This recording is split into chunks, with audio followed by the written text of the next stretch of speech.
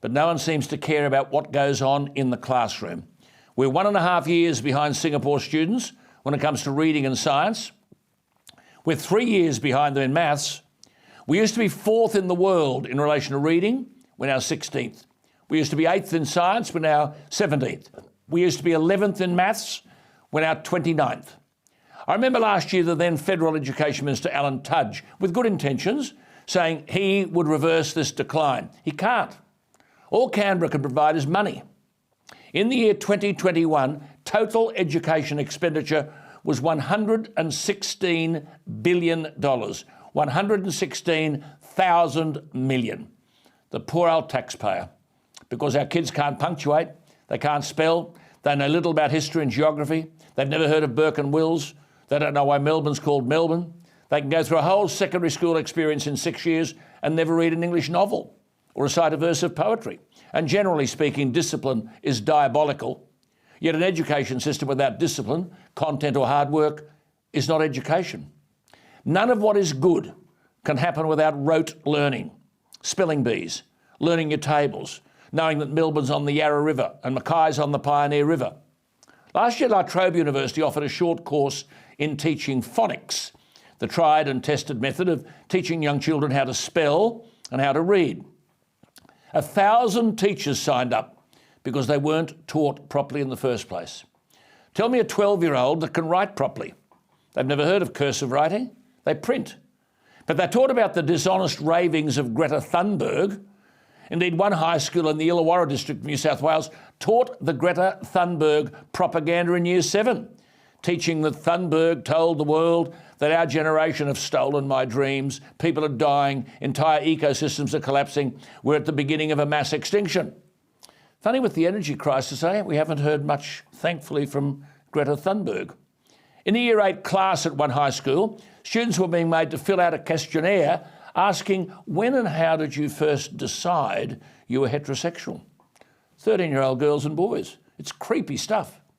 To whom have you disclosed your heterosexual tendencies?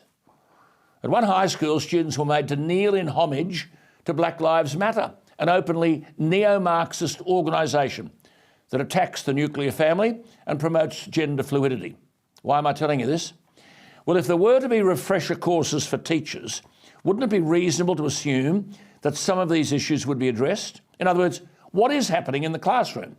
Are children being educated or indoctrinated? Well, this week, high school principals in New South Wales will have a 3-day conference. Is the theme of the conference, how can we improve educational outcomes? No. The theme will be phosphorescence, where teachers will listen to presentations on finding your light and rekindling your internal flame. Another session will take these educational derelicts through self-care and choosing their own adventure. Now remember, this is at a time of massive staff shortages in schools, where 1 in 5 teenage boys is illiterate. Over 20% of boys and 10% of girls can't punctuate sentences, spell simple words, or write a story in paragraphs.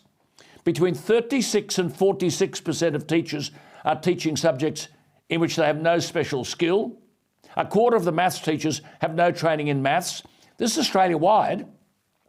This is from the first ever survey last year of the Australian teacher workforce, a sample of 18,000 teachers. 20% of science teachers, this is Australia-wide, had no training in science. Yet governments are spending $116 billion of your money to achieve not much, but there's a conference going on in New South Wales at a flash hotel in Wollongong. And one of the keynote speakers is reportedly the left-wing journalist Julia Baird, who will encourage attendees, school principals to, quote, cop this, keep placing one foot on the earth, then the other to seek out ancient paths and forests, certain in the knowledge that others have endured before us, unquote. Mums and dads, if you don't think your children are being dudded, then may I respectfully suggest our mums and dads aren't doing the homework needed to enable them to know what is going on in our classrooms.